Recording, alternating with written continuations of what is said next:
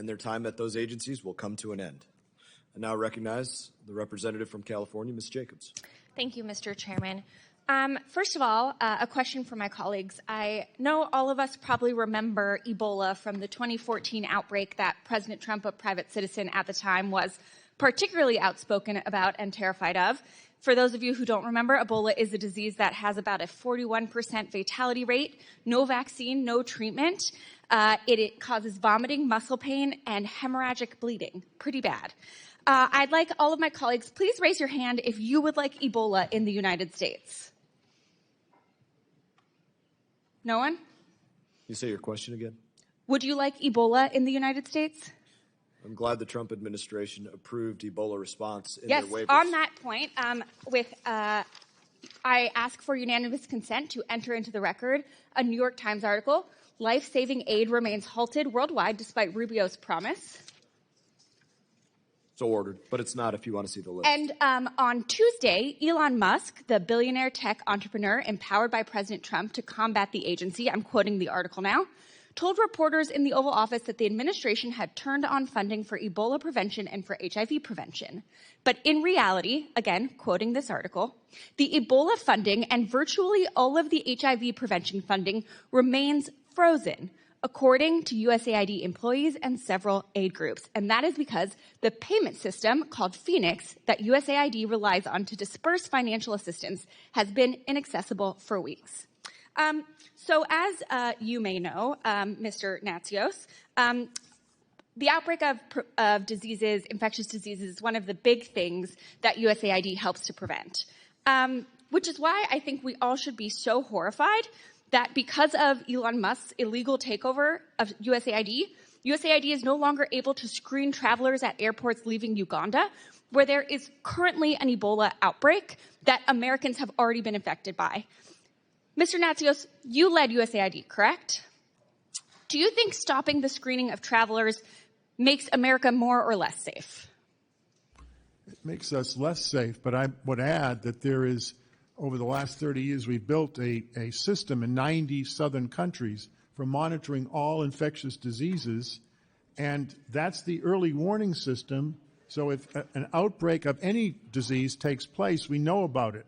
The countries where, like China, where COVID started, I certainly wouldn't advocate having an AID mission there. But the countries where there's an aid mission, the ministries of health have been trained, and there's a comprehensive early warning system to protect us. That system is, in terms of AID support for it, has been shut down. That's right. I might also add. Sorry, I just want to reclaim my time because I have a few more questions, but I completely agree with you. So let's take my Republican colleagues at your word. You want to reduce waste, fraud, and abuse. I agree with that. You want to reform how USAID does its work. I agree with that, too. In fact, I have bipartisan legislation to do that I'm happy to work with you, Mr. Mast, on. But let's talk about what's actually happening. So, Mr. Natsios, again, would you consider yourself liberal or woke in any way? No. Okay, great. Do you believe that USAID is a criminal agency plagued by waste, fraud, and abuse? No. And on February 4th, nearly the entire USAID workforce was notified that they were being placed on administrative leave. Mr. Natsios, would you say that removing the majority of the staff responsible for overseeing USAID's programs increases or decreases the risk of waste, fraud, and abuse? Well, it increases it because the oversight of AID officers are there for oversight. That's what they do. 40% of the staff of AID are compliance officers. They spend all day trying to make sure these things don't happen. They do happen sometimes because of where we work. And the USAID Inspector General agreed with you as the ranking member entered into the record, stated that all of USAID's oversight controls are largely non-operational. But instead of addressing this problem, Trump actually fired the Inspector General, who released this report the very next day.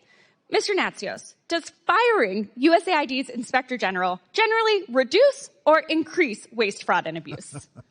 Well, Congresswoman, I'm trying to stay out of the vitriol here, but the Inspector General is there to investigate abuse. And let me tell you how it works. People think that they watch us and then they find this stuff and then they arrest us and all. That's not how it works.